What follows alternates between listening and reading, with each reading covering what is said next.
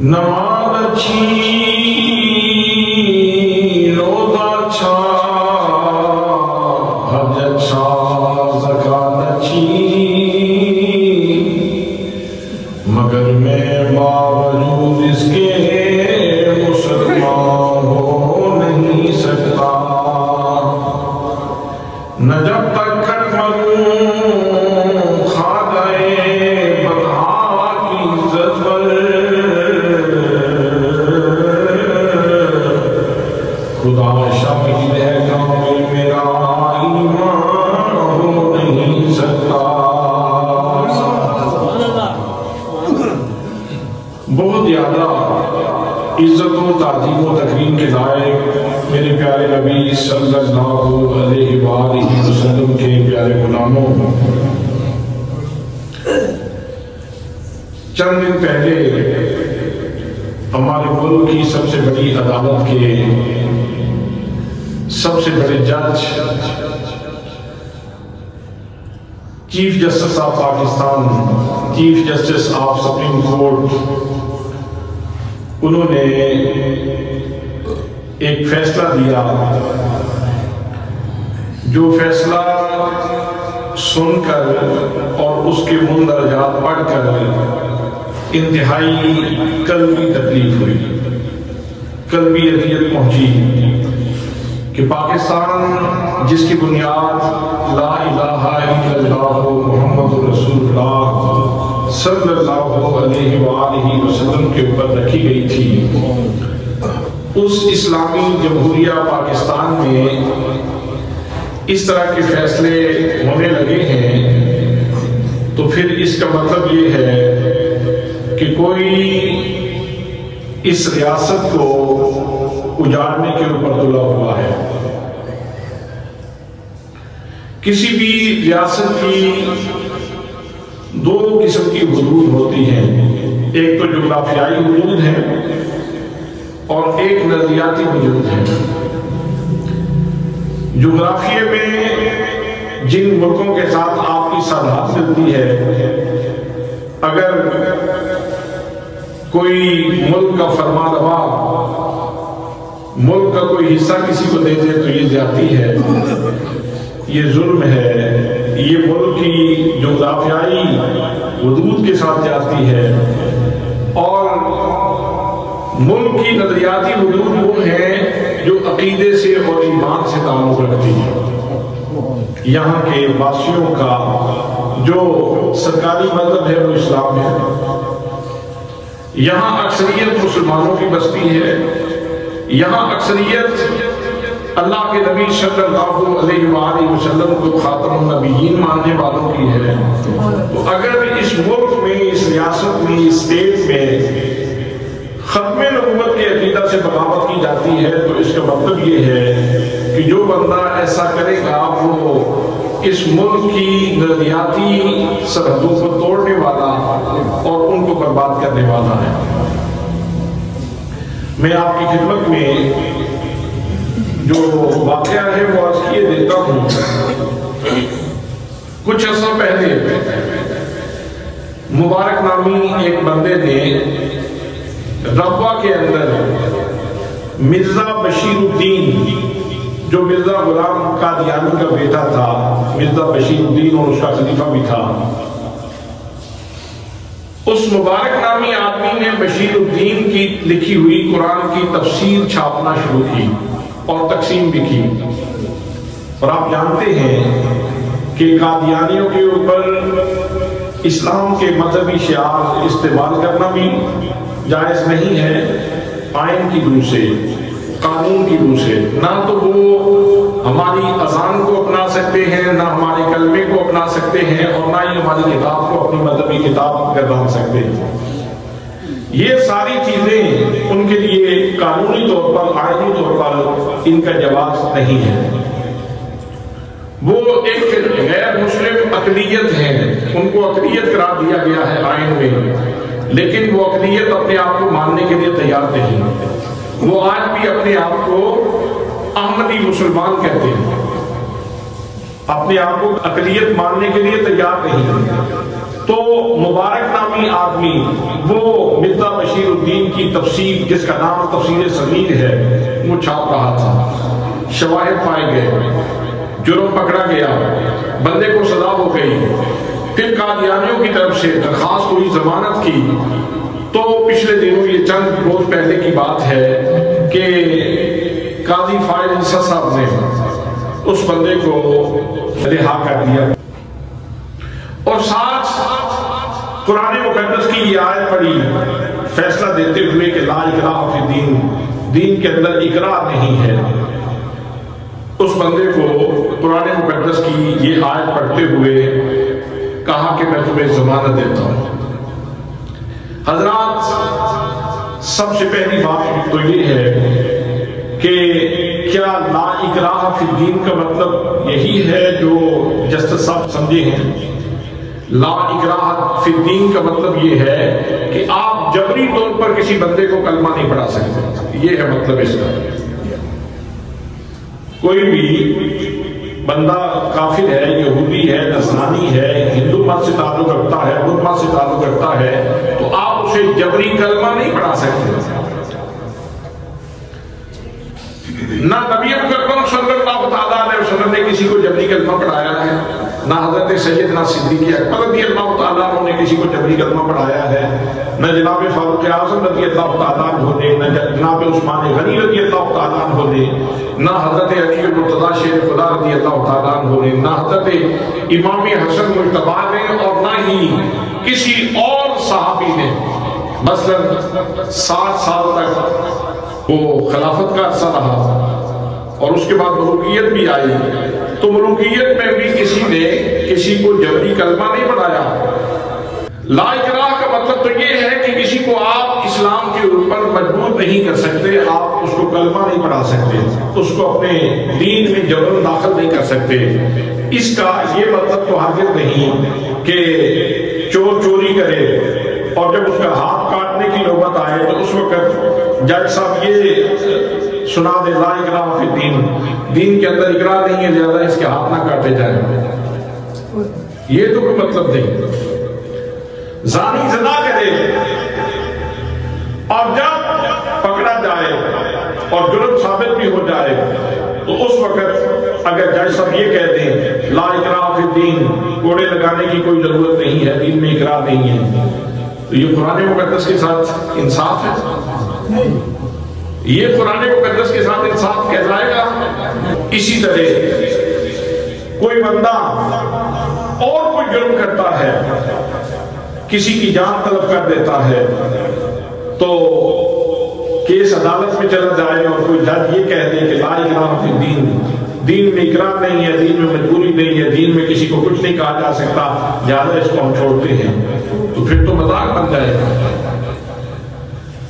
پاکستان کا سپریم لا وہ قرآن مقدس اور نبی کریم صلی اللہ تعالیٰ علیہ وسلم کی احادیث ہے. قرآن و حدیث یہ پاکستان کا سپریم لا ہے، اور کوئی بھی قانون جو اس سپریم لا کے ساتھ متصادم ہو وہ قانون قبول ہی نہیں کیا جا سکتا. پاکستان کا آخری مذہب اسلام ہے، اسلام کے خلاف اگر کوئی قانون بنتا ہے تو آگے جائز ہی نہیں، وہ قبول ہی نہیں. تو اس لیے چاہیے تو یہ کہ جتنے لوگ اسی عدالت کے اوپر بیٹھتے ہیں وہ باقاعدگی ہوش و حواس بیٹھے ہیں، وہ اپنی شعوری صلاحیتوں کے ساتھ بیٹھے ہیں. یہ باتیں تو کسی سول کورٹ کے جج کے لیے بھی شایع نشان نہیں، کسی سیشن کورٹ کے جج کے لیے بھی اس کے شایع نشان نہیں ہے، کسی ہائی کورٹ کے جج کے شایع نشان نہیں ہے، سپریم کورٹ کے کسی جج کے شایع نشان نہیں ہے. چیز ہے کہ چیف جسٹس صاحب ایسی باتیں کریں. حضرات محترم، عقیدہ ختم نبوت یہ اجماعی اور قطعی عقیدہ ہے. اس کے اوپر اہل اسلام کی طرف سے یہ اعلان ہے کہ ہم اس کے اوپر اپنا جو انڈیا دیتے ہیں، جو ہمارا اعلان ہے وہ یہ ہے نو کمپرومائز. عقیدہ ختم نبوت کے اوپر کسی قسم کی مفاہمت نہیں ہو سکتی، کسی قسم کا کمپرومائز نہیں کیا جا سکتا. جس طرح عقیدہ توحید قطعی ہے کہ ہم اللہ کے ساتھ کسی اور کو معبود نہیں مان سکتے، کوئی لاکھ تعبیریں کرتا رہے، لاکھ تعبیریں کر کے ہمیں سمجھانے کی کوشش کرے کہ اللہ کے ساتھ کسی اور کی بھی عبادت ہو سکتی ہے، ریاضت ہو سکتی ہے، کسی کے ہاں سجدہ ہو سکتا ہے، جس طرح ہم اللہ کریم کی ذات گرامی کے ساتھ کسی اور کو معبود نہیں مان سکتے، ایسے ہی ہم نبی مکرم صلی اللہ تعالیٰ علیہ وسلم کی نبوت اور رسالت کی موجودگی میں کسی اور کو ہم نبی نہیں مان سکتے، ہم کسی اور کو نبی نہیں مان سکتے۔ حضرات محترم، پھر کہا یہ گیا کہ جب ان کو اقلیت قرار دے دیا گیا ہے تو پھر ان کے حقوق دے دیں۔ جب وہ آئین میں ڈکلیئر کر دیا گیا، فیصلہ ہو گیا کہ وہ اقلیت ہیں، تو پھر جس طرح یہودیوں کے حقوق ہیں ویسے ہی ان کو حقوق دے دیے جائیں، جیسے نصرانیوں کے حقوق ہیں ویسے ہی ان کو بھی حقوق دے دیے جائیں، جیسے بدھ مت کے یہاں افراد موجود ہیں تو ان کے حقوق موجود ہیں، جیسے ہندو مت کے حقوق موجود ہیں، سندھ میں بہت سارے ہندو بستے ہیں ان کے حقوق محفوظ ہیں، تو قادیانیوں کو حقوق کیوں نہیں دیے جاتے؟ یہ ایک بڑا اہم سوال ہے جو امت مسلمہ کے لیے، ہر فرد کے لیے سمجھنا ضروری ہے۔ حضرات، اصل میں بات یہ ہے، آئین نے تو ڈکلیئر کر دیا کہ وہ غیر مسلم اقلیت ہیں، وہ مسلمان نہیں ہیں، لیکن مسئلہ یہ ہے کہ کیا قادیانی اس آئین کو، اس بات کو تسلیم کرتے ہیں؟ اگر آج بھی قادیانی اپنے آپ کو کہنا شروع کر دیں، اعلان کر دیں، ان کا جو موجودہ خلیفہ ہے مسرور وہ اعلان کر دے کہ ہم اسلام سے دستبردار ہونے کا اعلان کرتے ہیں، ہمارا اسلام سے کوئی تعلق نہیں، ہم الگ شناخت ہیں، الگ مذہب ہے، الگ ہمارا تشخص ہے، اسلام سے ہمارا کوئی تعلق نہیں، نہ ہم مسلمان ہونے کا کلیم کرتے ہیں نہ دعویٰ کرتے ہیں، لہذا آج سے ہمیں مسلمانوں سے بالکل الگ ٹریٹ کیا جائے، ہمیں الگ سمجھا جائے۔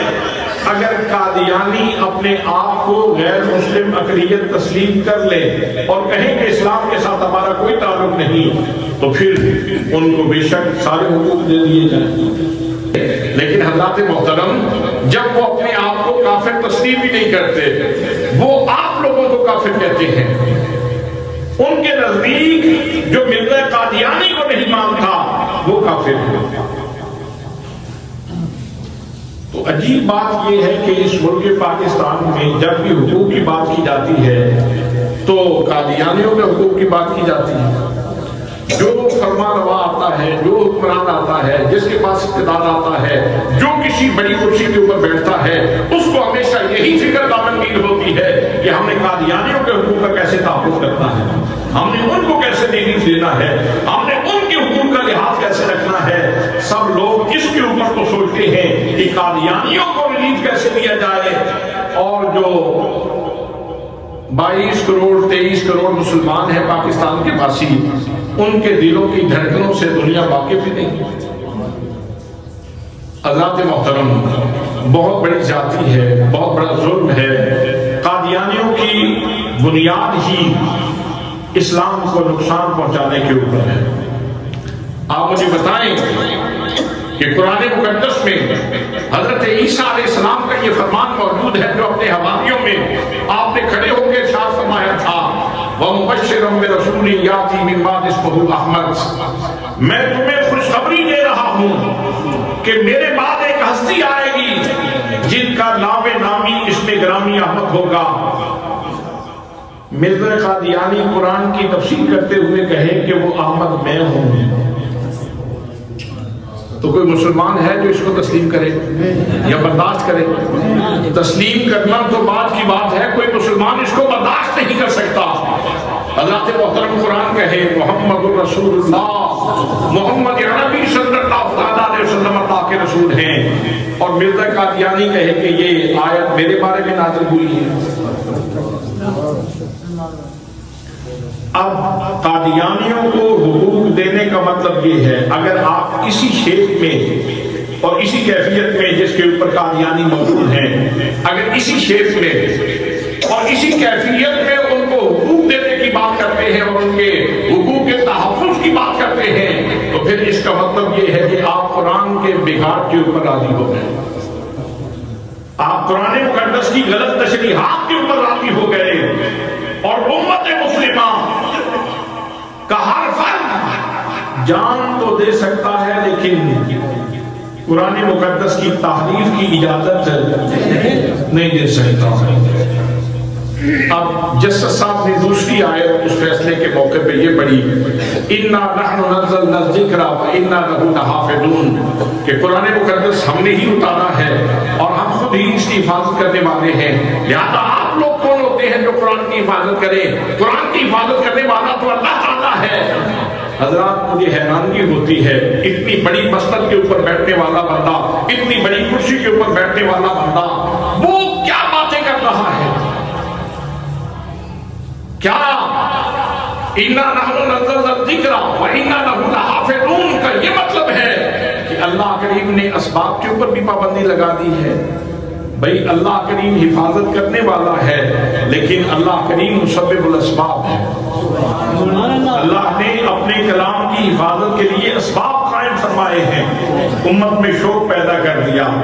نبی مکرم صلی اللہ علیہ وسلم کے فرامین کے ذریعے امت کے اندر شوق پیدا کر دیا کہ قرآن مقدس زیادہ سے زیادہ لوگ حفظ کریں، تو یہ اللہ کریم نے سبب قائم فرمایا ہے۔ اور پھر نبی مکرم صلی اللہ علیہ وسلم کی ذات گرامی جو مسلمانوں کے لیے کامل اسوہ ہے، جن کی پوری زندگی مسلمانوں کے لیے بہترین نمونہ ہے، اس پوری زندگی کو اللہ کریم نے قرآن کے ساتھ جوڑ دیا ہے۔ اب جب تک نبی مکرم صلی اللہ علیہ وسلم کے نقوش سیرت کی تلاش باقی رہے گی، اس وقت تک قرآن مقدس کی ایک ایک آیت کی بھی حفاظت کی جائے گی، اس لیے کہ نبی مکرم صلی اللہ علیہ وسلم کی سیرت مبارکہ اور قرآن کا باہم لازم و ملزوم کا تعلق ہے۔ ان کا آپس میں جو بھی دامن کا ساتھ ہے، نہ قرآن سیرت سے الگ ہو سکتا ہے نہ سیرت محمدیہ قرآن سے الگ ہو سکتی ہے۔ اس لیے اللہ کریم نے یہ سبب قائم فرما دیا کہ قرآن سیرت کی حفاظت کرتا ہے اور سیرت مصطفیٰ قرآن کی حفاظت کرتی ہے۔ اس لیے اللہ کریم مسبب الاسباب ہے، تو اللہ کریم نے قرآن مقدس کی حفاظت کے اسباب قائم فرمائے ہیں، اور ان اسباب میں سے ایک سبب یہ بھی ہے کہ قرآن مقدس کا پیار، قرآن مقدس کی محبت، قرآن مقدس کی چاہت، قرآن مقدس سے الفت کا رشتہ اللہ کریم نے ہر مومن کے دل کے ساتھ قائم کر دیا ہے۔ مسلمانوں کو قرآن اتنا عزیز ہے کہ مسلمان قرآن مقدس میں ذرا کوئی تحریف برداشت نہیں کر سکتے۔ حضرات مسلمان اس معاملے میں کتنے حساس ہیں، کتنے حساس ہیں۔ حساسیت کی مثال پچھلے دنوں ایک خاتون جس نے اپنے سوٹ کی نمائش کی اور سوٹ کے اوپر لکھا ہوا تھا حلوہ، سوٹ کے اوپر لاہور میں اچرا کے مقام پہ سوٹ کے اوپر لکھا ہوا تھا حلوہ، اور وہ لکھا ہوا تھا عربی رسم الخط میں، جس خط میں لوگ قرآن پاک پڑھتے ہیں، اور وہ ایک دفعہ نہیں لکھا ہوا تھا، اس لفظ کے اوپر لفظ لکھا ہوا ہے، لفظ کے اوپر لفظ لکھا ہوا ہے، لفظ کے اوپر لفظ لکھا ہوا ہے۔ جب لوگوں نے دیکھا تو وہ بعض لوگ جو سادہ لوگ تھے وہ اتنا بھی برداشت نہیں کر پائے کہ ایسی تحریر، وہ سمجھے شاید یہ قرآن کی تحریر ہے، اور لوگوں نے اس کو پکڑ لیا کہ ایسا کیوں ہے، لوگوں نے اس کو پکڑ لیا۔ بے شک اس کا ترجمہ لوگوں نے یہ بھی کیا کہ لوگ اجڑ ہیں، لوگ ان پڑھ ہیں، لوگ واقف نہیں، لوگ عربی کی سوجھ بوجھ نہیں رکھتے، لوگ یہ نہیں جانتے کہ وہاں لکھا ہوا کیا تھا۔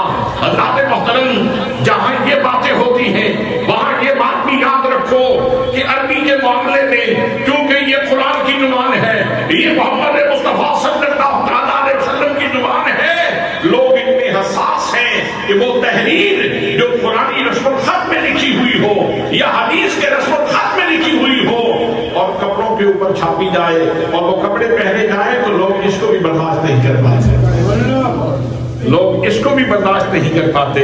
یہ حد درجہ لطیف تعلق کی علامت ہے۔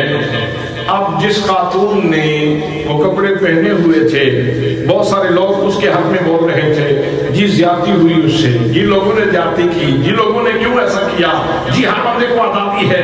حضرات محترم، آزادی ٹھیک ہے، وہ اپنے کپڑے کے اوپر بلی کا نشان بنا کے نکلتی تو کچھ نہ ہوتا، وہ کتے کا نشان بنا کے نکلتی تو کچھ نہ ہوتا، وہ بھیڑیے کا نشان بنا کے نکلتی تو کچھ نہ ہوتا، وہ اگر کسی جانور کا نشان بنا کے نکلتی تو کچھ نہ ہوتا۔ اس نے نشان وہ اپنایا ہے جو انداز، جو رسم الخط قرآن کا رسم الخط ہے، جو پاک زبان عربی محمد مصطفیٰ صلی اللہ تعالیٰ علیہ وسلم کی زبان ہے، اس کا رسم الخط اس نے اپنایا اور مشتبہ انداز میں اپنایا۔ اس لیے لوگوں نے اس کو پکڑ لیا، انہوں نے کہا یہ ہو کیسے سکتا ہے کہ قرآن مقدس کی زبان ہو اور اس طرح کوئی لکھی۔ ویسے بہت سارے لبرل اس کے حق میں، بڑے بڑے آزاد خیال لوگ اس کے حق میں بول رہے تھے، لیکن ایک گروپ میں میرے تک بات پہنچی تو میں نے کہا کہ اس نے حلوہ لکھ کے لوگوں کو متوجہ کیا تھا، اپنے جسم کے اوپر حلوہ لکھ کے متوجہ کیا تھا۔ اب لوگ اگر اس کے کپڑوں تک پہنچے ہیں، گریبان تک پہنچے ہیں، تو اس کی مراد حاصل ہو گئی لڑکی۔ مذاق، نئے سے نیا مذاق، نئے سے نیا انداز لوگ اپناتے ہیں، اور اصل مقصود کیا ہے، درون خانہ کیا ہے، پیغام کیا دینا چاہتے ہیں، میسج کیا دینا چاہتے ہیں۔ حضرات محترم، ضرورت اس بات کی ہے کہ ہم اس مسئلہ کی حساسیت اور نزاکت کو سمجھیں۔ نبی مکرم صلی اللہ تعالیٰ علیہ وسلم کی ختم نبوت کا عقیدہ یہ امت کا اجماعی اور اتفاقی عقیدہ ہے، اور نصوص قرآن و حدیث سے ثابت ہے۔ اللہ کریم نے برملا واضح انداز میں ارشاد فرمایا، پروردگار عالم کا ارشاد گرامی ہے، فرمایا ما کان محمد ابا احد من رجالکم، فرمایا اور لوگوں یاد رکھو محمد مصطفیٰ صلی اللہ تعالیٰ علیہ وسلم تم مردوں میں سے کسی کے باپ نہیں، ولیکن رسول اللہ، لیکن آپ اللہ کے رسول ہیں، آپ اللہ کے رسول ہیں۔ حضرات محترم، رسول تو پہلے بھی آئے، جناب سیدنا عیسیٰ علیہ السلام اللہ کے رسول ہیں، جناب موسیٰ کلیم اللہ علیہ السلام اللہ کے رسول بن کے آئے، جناب ابراہیم علیہ السلام اللہ کے رسول بن کے آئے، جناب حضرت نوح علیہ السلام اللہ کے رسول بن کے آئے۔ تو اللہ کریم نے آگے مابہ امتیاز بیان فرما دیا، نبی مقدم صلی اللہ تعالیٰ علیہ وسلم کا الگ تشخص بیان کر دیا، الگ تعارف بیان کر دیا، فرمایا ولیکن رسول اللہ،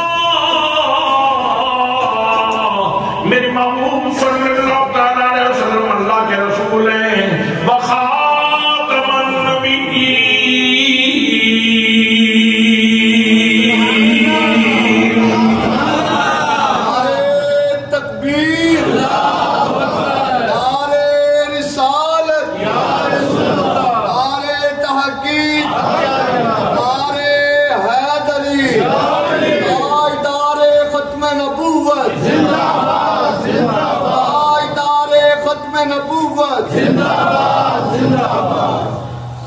حضرات محترم، اب اللہ کریم نے ارشاد فرما دیا، فرمایا میرا محبوب صلی اللہ تعالیٰ علیہ وسلم خاتم النبیین ہے۔ میرے دوستو، اب یہاں دو قسم کی تفسیریں آ گئی۔ ایک تفسیر مرزا قادیانی نے کی، لیکن اس سے پہلے میرے آقا کریم صلی اللہ تعالیٰ علیہ وسلم نے برملا انداز میں، واضح انداز میں میرے آقا کریم صلی اللہ تعالیٰ علیہ وسلم نے مثالیں دے دے کر اس مسئلے کو سمجھایا، اور اس کی تفسیر میرے آقا کریم صلی اللہ تعالیٰ علیہ وسلم نے بیان فرمائی۔ فرمایا ان الرسالۃ والنبوۃ قد انقضت فلا رسول بعدی ولا نبی۔ فرمایا لوگوں کان کھول کر سن لو، میرے ساتھ نبوت بھی ختم ہو گئی، میرے ساتھ رسالت بھی ختم ہو گئی، اب نہ کوئی نبی آنے والا ہے، نہ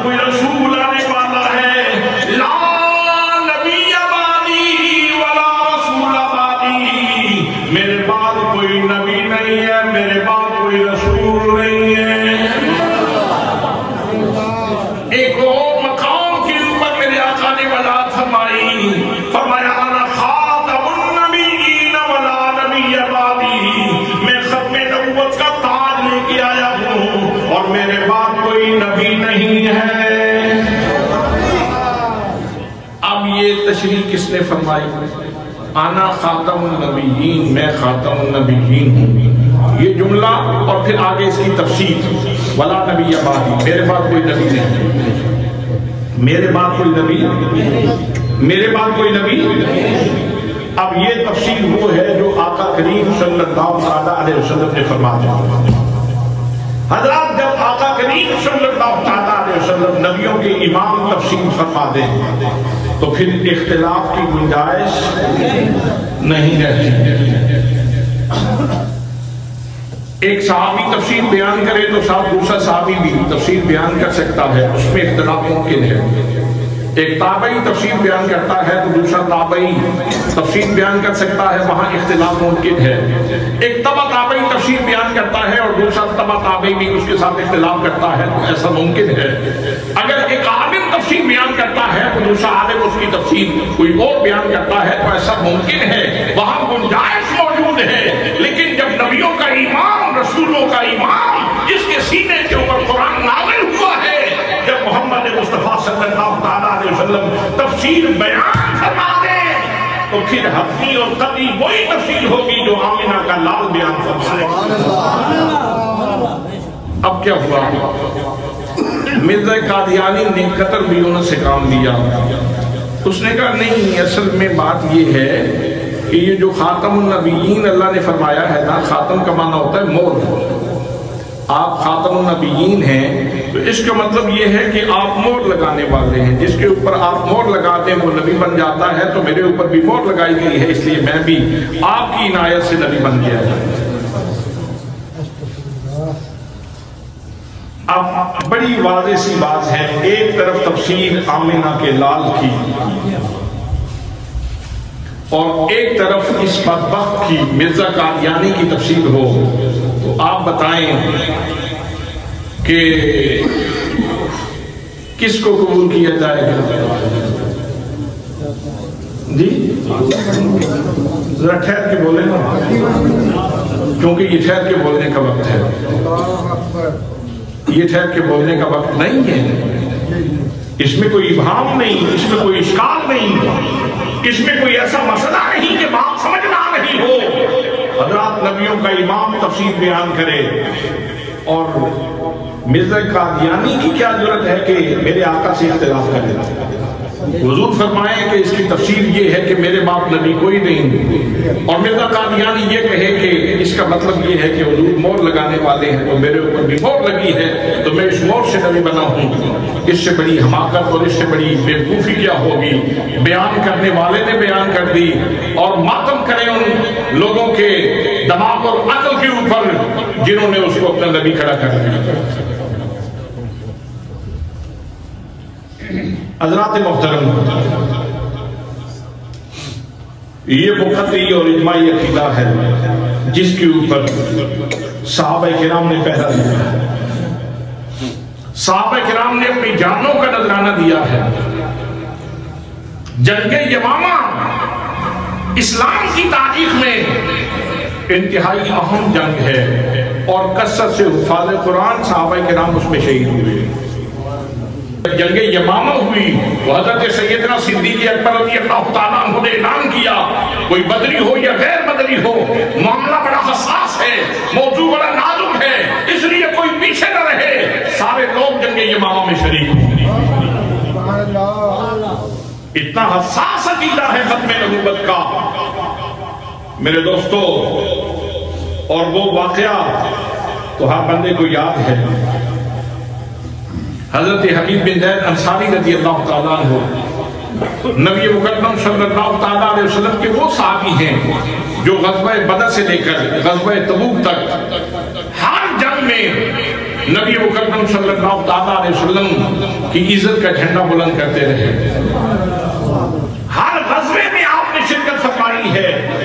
जब मुसैलमा कज़्ज़ाब ने नबूवत का दावा किया تو میرے آقا کریم صلی اللہ تعالیٰ علیہ وسلم نے یہ تو نہیں فرمایا کہ چلو ٹھیک ہے ہم اسے کچھ نہیں کہتے، لا اکراہ فی الدین، دین میں سختی نہیں ہے لہذا چلو اسے چلنے دو، ایسا تو نہیں ہوا۔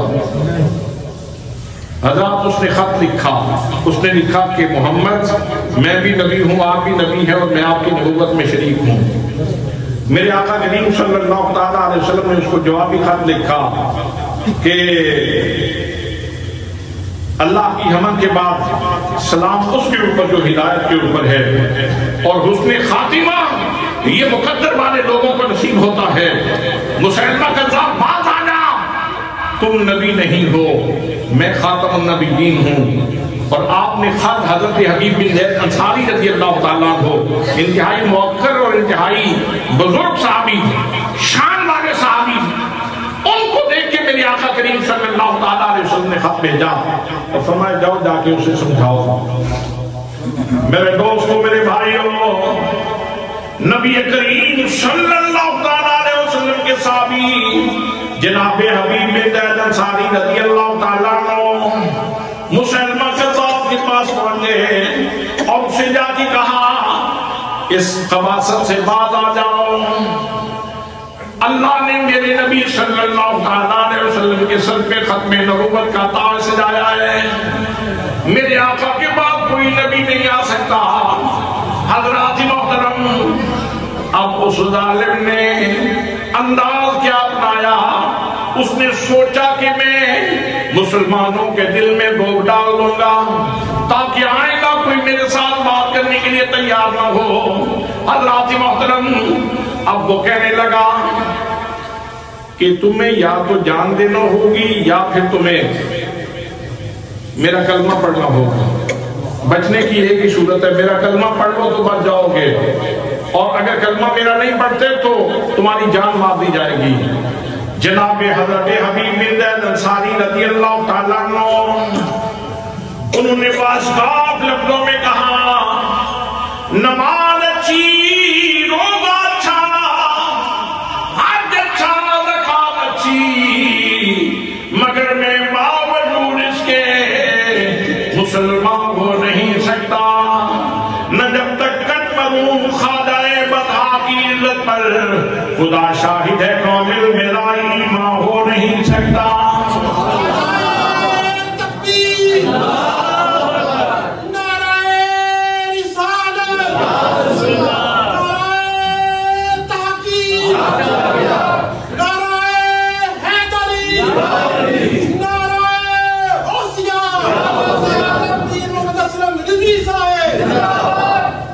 وہ کہتا کیا تم اس کے اوپر ایمان رکھتے ہو کہ حضرت محمد مصطفیٰ صلی اللہ تعالیٰ علیہ وسلم اللہ کے رسول ہیں؟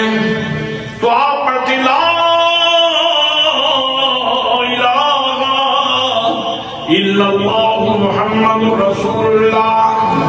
جب وہ پوچھتا کہ میرے بارے میں تم کیا کہتے ہو، آپ فرماتے انا سمو لا اسمع، میں بہرا ہوں، میں نے سنا ہی نہیں،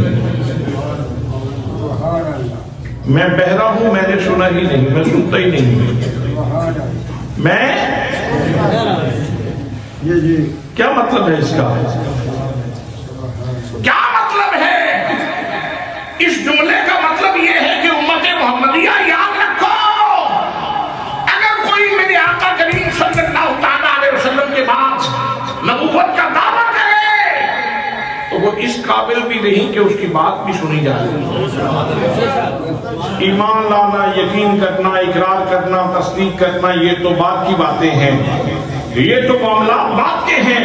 سنو، میں یہ میراث کے طور پر امت مسلمہ کو یہ وراثت منتقل کرنا چاہتا ہوں کہ جب نبی مکرم صلی اللہ تعالیٰ علیہ وسلم کی نبوت و رسالت کے بعد کسی نئے نبی کی بات ہو، کسی خود ساختہ کی، کسی گھرندو کی بات ہو، تو امت مسلمہ، امت محمدیہ یاد رکھنا، اقرار، تصدیق اور یہ تو ساری باتیں بات کی ہیں، اسے بتا دو کہ یہ بات ہم اس بات کے سننے میں بہرے ہیں، ایسی بات کے سننے میں ہم بولو نا، ایسی بات کے سننے میں ہم انصاری رضی اللہ تعالیٰ عنہ، ان کے اوپر ظلم کی پہاڑ توڑے گئے۔ مسلمہ حضرت حبیب بن زید انصاری کی جسم کو باندھ دیتا ہے اور اپنے حواریوں کی موجودگی میں، اپنے لوگوں کی موجودگی میں جناب حضرت حبیب بن زید انصاری رضی اللہ تعالیٰ عنہ آپ کا ایک قول کاٹتا ہے اور پھر کہتا ہے مجھے اللہ کا رسول نہ مان لو، اللہ کا نبی مان لو، لیکن آپ کی زبان کے اوپر ایک ہی چیز ہے، لا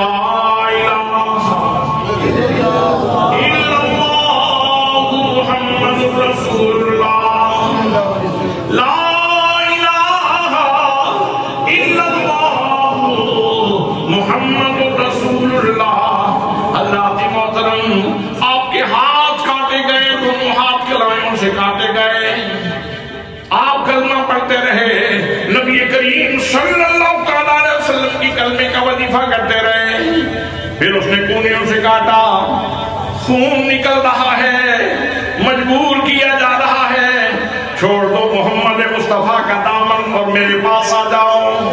حضرات محترم خون کے فوارے چھوٹے ہوئے ہیں اور ادھر زبان سے کلمہ جاری ہے، لا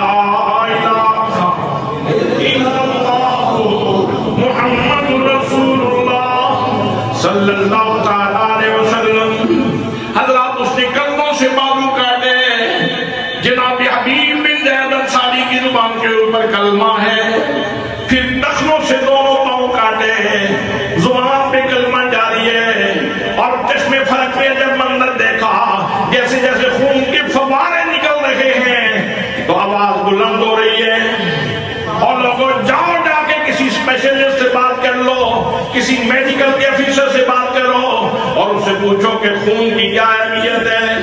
خون جسم میں ہو تو انرجی موجود، خون جسم کے اندر ہو تو قوت موجود، خون جسم کے اندر ہو تو توانائی موجود ہوتی ہے، بندہ چلنے پھرنے کی قابل ہوتا ہے، بولنے کے قابل ہوتا ہے۔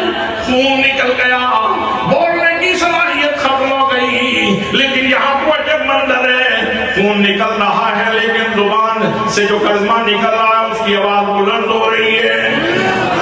جناب حبیب بن زید انصاری رضی اللہ تعالیٰ عنہ زمانے کو یہ پیغام دے رہے تھے، اور لوگوں سن لو، عالم کفر بھی سن لے، یہودیت بھی سن لے، نصارہ بھی سن لے، دشمن اسلام بھی سن لے، دیکھ لے مسلمانوں کے جسم کے اندر جو قوت ہے وہ خون سے زیادہ اس کے رسول کی قوت موجود ہوتی ہے۔ عشاق رسول نبی کریم صلی اللہ علیہ وسلم کی عاشق، وہ خون کی توانائی سے زیادہ اس کے رسول کی توانائی سے جیتے ہیں۔ ہاتھ کاٹ دیے گئے، پاؤں کاٹ دیے گئے، گھٹنوں سے ٹانگیں کاٹ دی گئیں، دانوں سے ٹانگیں کاٹ دی گئیں، پھر گلے کے اوپر وار کیا گیا۔ حضرات عجب منظر ہے، جناب حبیب بن زید انصاری رضی اللہ تعالیٰ عنہ آپ کے جسم کے ٹکڑے دائیں بائیں پڑے ہیں، مسلمہ درمیان میں بیٹھا ہے، جناب حبیب بن زید انصاری رضی اللہ تعالیٰ عنہ آپ کے جسم کے ایک ایک ٹکڑے سے کلمے کی صدا بلند ہو رہی ہے، ایک ایک ٹکڑے سے کلمے کی صدا بلند ہو رہی ہے۔ وہ تو ایک زبان بند کرنا چاہتا تھا، وہ تو ایک کلمہ روکنا چاہتا تھا، لیکن لوں سے کلمہ جاری ہے، پیغام دے دیا کہ تم ہماری یہ زبان یہ تو کاٹ تو سکتے ہو لیکن ہم سے کلمہ نہیں چھین سکتے۔ دامن مصطفیٰ ہم سے دنیا کی کوئی طاقت چھین نہیں سکتی۔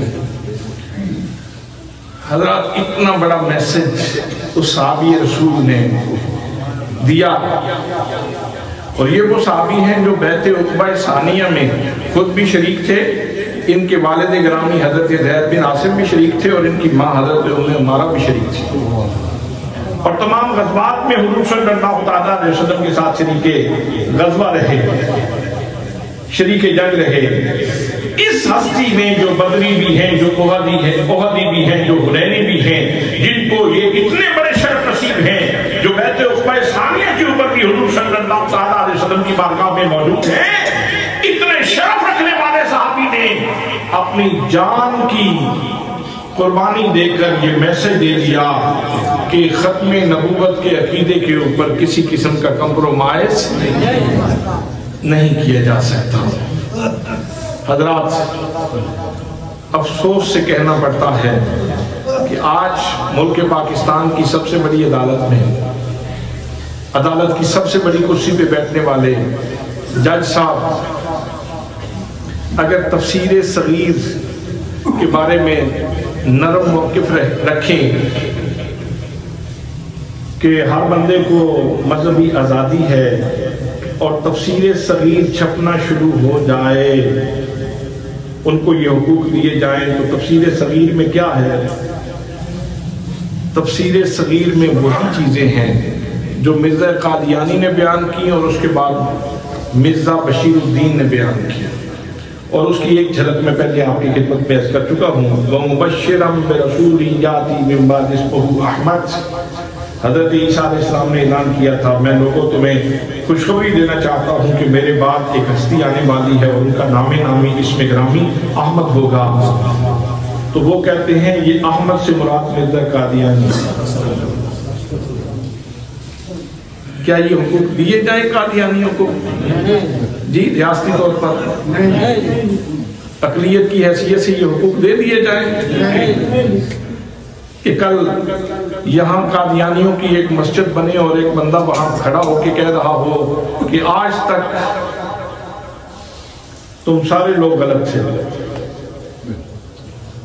اس کی تفسیر تو یہ ہے، اجازت دیں گے آپ برداشت کر لیں گے؟ قرآن مقدس کی یہ تفسیر ہو، یہ آیت ہو، محمد رسول اللہ، حضرت محمد مصطفیٰ اللہ کے رسول ہیں، تو کیا اس کی تشریح کرنے والا یہ کہہ دے کہ نہیں اس سے مراد تو مرزا قادیانی ہے؟ وہ قادیانی سب کہتے ہیں میرے بارے میں نازل ہوئی ہے، غلام محمد قادیانی کہتا ہے، تو کیا حقوق دینے کے نام پر یہ اجازت دے دی جائے؟ جی، نبی مقدم صلی اللہ علیہ وسلم ارشاد فرمائیں کہ خاتم النبیین کا مطلب یہ ہے کہ انا خاتم النبیین ولا نبی بعدی، میں آخری نبی ہوں اور میرے بعد کوئی نبی نہیں ہے، حضور یہ فرمائیں۔ اور کوئی بندہ کہے کہ نہیں وہ ایسی بات نہیں ہے، جی وہ اصل میں مطلب یہ ہے قرآن کا کہ حضور خاتم النبیین یعنی نبیوں کی مہر ہیں، تو جس کے اوپر مہر لگائیں تو وہ نبی بن جاتا ہے، تو لہذا مرزا قادیانی بھی حضور کی مہر لگانے سے نبی بن گیا ہے۔ تو کیا حقوق کے نام پہ کیا یہ اجازت دی جا سکتی ہے؟ قادیانی قرآن پاک کی یہ تفسیر کرنا شروع کرتے ہیں۔ آج کے اس دور میں اس وقت امت مسلمہ کے لیے جو سمجھنے والا سوال ہے وہ یہ ہے، عام سادہ بندہ وہ کہتا ہے اچھا جی چلو اقلیت قرار دے دیے گئے ہیں تو پھر ان کو حقوق تو دینے چاہیے نا، یہودی کو ملے ہوئے ہیں، نصرانی کو ملے ہیں، بدھ مت کو ملے ہیں، ہندو کو ملے ہیں، تو ان کو بھی دینے چاہیے۔ یہ عام بندہ جس کا نالج نہیں ہے، جو وہ ذرا گہرائی سے نہیں سوچتا، تو وہ ظاہری طور پر یہ بات بعض اوقات لوگ کر دیتے ہیں۔ حضرات میں پھر کہہ رہا ہوں، پہلے بھی میں نے اسی خطبے میں اعلان کیا ہے کہ آج اگر قادیانی یہ اعلان کر دیں اجتماعی طور پر، یہ کہہ دیں کہ ہم اسلام سے دستبردار ہوتے ہیں، ہمارا اسلام سے کوئی تعلق نہیں، ہم آئندہ احمدی مسلمان نہیں کہلائیں گے، ہم اپنے آپ کے اوپر مسلمان کا ٹائٹل ہی نہیں دیں گے، ہمارا تشخص الگ، ہمارا تعارف الگ، ہماری شناخت الگ، ہمارا مذہب الگ، ہماری ملت الگ، لہذا ہمارا مسلمان ہونے کا کوئی کلیم نہیں ہے۔ اگر آج اعلان کر دیں کل ان کو بے شک سارے حقوق دے دیے جائیں، جیسے یہودی کو حاصل ہے ویسے ان کو بھی دے دیں، جیسے نصرانی کو حق ہے ویسے اس کو بھی دے دیں، جیسے بدھ مت کو ہندو مت کو حقوق دیے ہیں ویسے ان کو بھی دے دیں۔ لیکن اگر کوئی یہ کہے کہ مجھے حقوق دیے جائیں کہ میں قرآن کی تفسیر بدلوں، اگر کوئی یہ کہے کہ مجھے حقوق دیے جائیں، قرآن مقدس میں 20 آیات ہوں جہاد کی، اور کوئی یہ کہے کہ میں چونکہ مجھے حقوق حاصل ہے لہذا میں اعلان کرتا ہوں کہ جہاد منسوخ ہے، جہاد منسوخ ہے، تو کیا حقوق کے نام پر جہاد کی منسوخی کا اعلان قبول کر سکتے ہو؟ امت مسلمہ یہ اعلان قبول کر سکتی ہے اور اس کی تبلیغ قبول کر سکتی ہے؟ حضرات مسئلہ اصل میں یہ ہے کہ آئین نے تو کہہ دیا کہ اقلیت ہیں، لیکن وہ ماننے کے لیے تیار نہیں. وہ تو تمہیں کافر کہتے ہیں. وہ کہتے ہیں کہ مرزا قادیانی کو نہیں مانتا وہ کافر ہے. اور اس سے اگلی بات کہوں تو آپ کا خون ابلنے لگے، آپ کا خون گرم ہو جائے گا. وہ کہتا ہے جو مرزا قادیانی کو نہیں مانتے سارے گجری کی اولاد ہے. یہ حقوق دینے ہیں ان کو. کھولیں مرزائی لٹریچر کو پڑھیں، تھوڑا سا کتابیں ان کی پڑھیں. وہ خباثت سے بھری ہوئی ہیں، غلاظت سے بھری ہوئی ہیں. اور میں اگر کھولوں سارے کا سارا وہ ان کا ریکارڈ تو آپ سوچنے پہ مجبور ہو جائیں کہ اچھا ایسی مخلوق کو تو زمین کے اوپر رہنے کا بھی کوئی حق نہیں.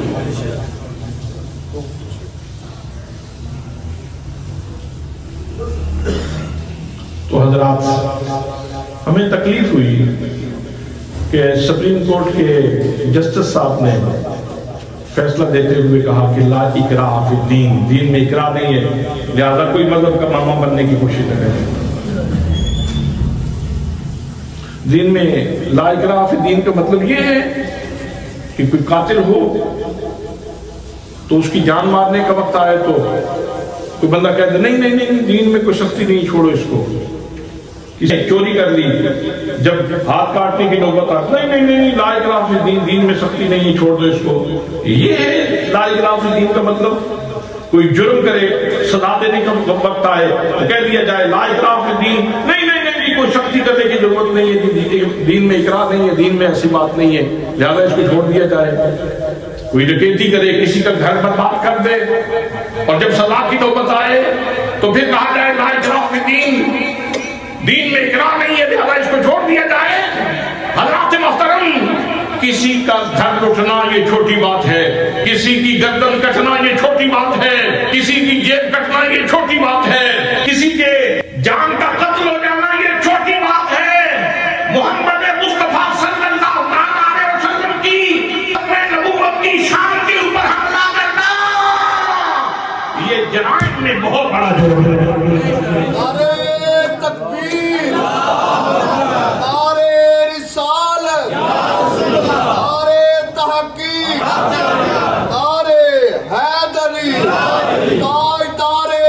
نبوت زندہ باد، تاجدار ختم نبوت زندہ باد، تاجدار ختم نبوت زندہ باد، زندہ باد. ایک چھوٹا سا سوال ہے، وقت ختم ہو چکا ہے. سوچ سکتے ہیں وہ سپریم کورٹ میں فیصلہ ہوا، آپ یہاں کیوں چیخ رہے ہیں؟ فیصلہ سپریم کورٹ اسلام آباد نے کیا تو آپ یہاں کیوں چیخ رہے ہیں؟ فائدہ کیا ہوگا؟ فائدہ میں آپ کو عرض کرتا ہوں، جب اس نے فیصلہ دیا علماء کی طرف سے شدید رد عمل آیا تو پھر فائز عیسیٰ نے کہا نہیں ہم سے بھی غلطی ہو سکتی ہے، ہم بھی قرآن سے کوشش کرتے ہیں فائدہ اٹھانے کی لیکن ہم سے بھی غلطی ہو سکتی ہے. تو پھر انہوں نے مدارس لکھے جن میں مفتی منیب صاحب کا ادارہ ہے، جس میں جامعہ کراچی ہے، جس کے اندر دیرہ شریف کا ادارہ ہے، جس کے اندر اور چند ادارے ہیں. ان کو پھر انہوں نے خطوط لکھے کہ ہم سے بھی غلطی ہو سکتی ہے، آپ ہماری رہنمائی فرمائیں. ویسے سوچنے کی بات ہے یہ کوئی اتنا کوئی ایسا متشابہ مسئلہ نہیں تھا جس کو سمجھنے میں چیف جسٹس صاحب کو کوئی دقت پیش آئی ہے. یہ مسئلہ کوئی ایسا دقیق تو نہیں تھا جس کو سمجھنے میں اتنی دقت پیش آئی کہ وہ ایسا فیصلہ کر دیں. بس آپ دعا کیا کریں پاکستان کی سالمیت کے لیے، پاکستان کی جغرافیائی حدود کے لیے بھی دعا کیا کریں کہ اللہ پاک پاکستان کو سلامت رکھے، اور پاکستان کی نظریاتی حدود کے لیے بھی دعا کیا کریں کہ اللہ پاک پاکستان کو سلامت رکھے. نقش ہے جو دل پہ وہ تصویر پاکستان ہے، مصطفیٰ کے نام کی جاگیر پاکستان ہے. وَمَا عَلَيَّ إِلَّا الْبَلَاغُ الْمُبِينُ.